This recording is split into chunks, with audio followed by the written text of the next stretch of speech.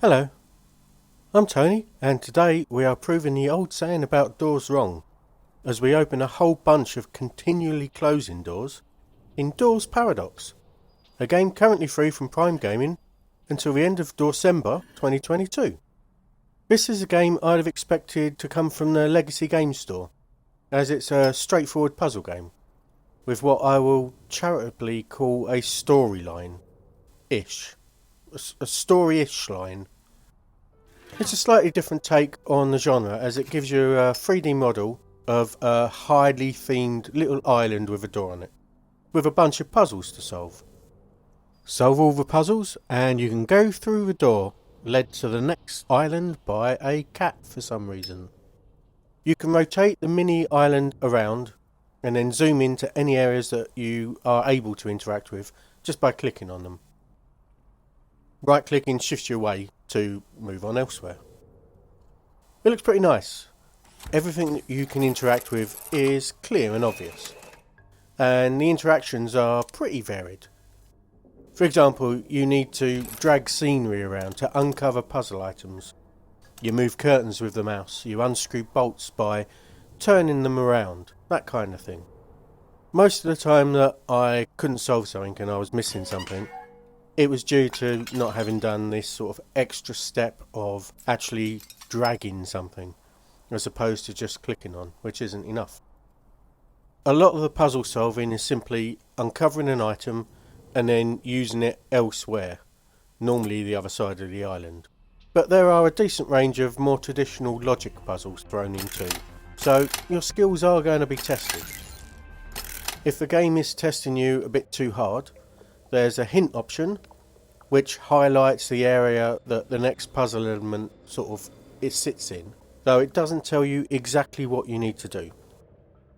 If you're really stuck and it's one of the more involved puzzles, you just can't figure it out, you have an option to simply skip it.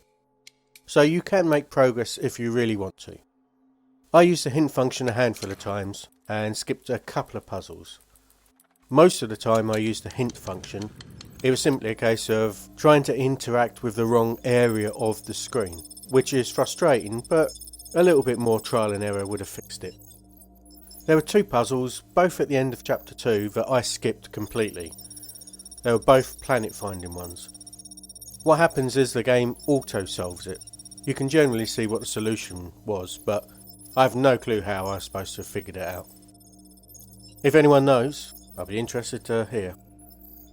There are a few timing or reaction based puzzle games to solve, which I thought was odd in what is basically a cerebral game.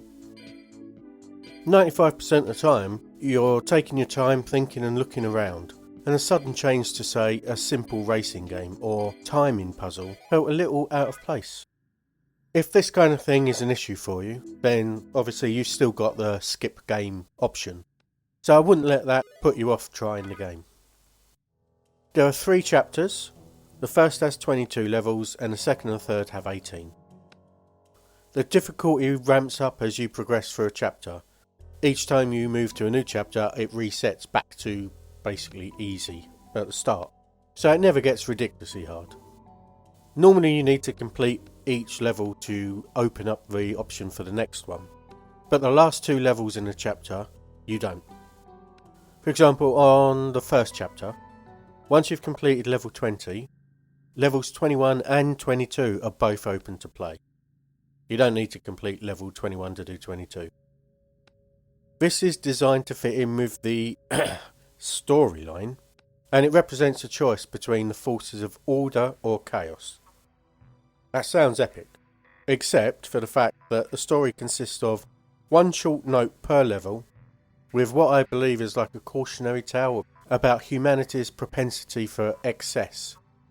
Except it's not a tale, it's basically just saying mankind can be very greedy. So there's no kind of real narrative going on here. I believe that this is where the paradox from the game's title is supposed to come in, but it's not really a paradox. It's more of a choice between chaos or order, and paradoxically, I made the choice by choosing both, because I could. Bear in mind that the notes as well are optional pickups. so more of a collectible. That's why I picked them up, not to actually read them. Before I get to conclusion, just one little note for any arachnophobes out there that might be wanting to play this game. There is a bloody massive spider on level 16 of chapter 3. It does show it in the level selection screen for it, but when you get into the game, it's pretty big, it moves, and it's realistic enough that I think arachnophobes are going to have a hard time with it. It creeped me out, and I have no issues with spiders at all. I thought this was a really good puzzle game. It can be a little bit uneven in difficulty.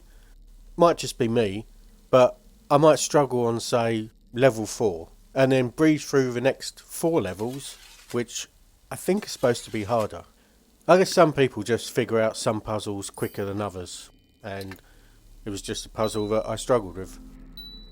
The main thing for me, though, is that all the puzzles made sense, and even if they took a while to figure out, the solution was there all the time, and there are a ton of very satisfying to solve games along the way. Playing through the whole game took about 8 hours or so, which is a decent amount of time without feeling like it outstayed its welcome. And there's a lot of variation throughout. That 8 hours includes a few hints and skips. For any puzzle fans, this is a definite recommend for me. I'd go grab it. I've now had enough of saying doors and puzzles, so I'm off. Thanks for watching, and I'll talk to you soon. Goodbye.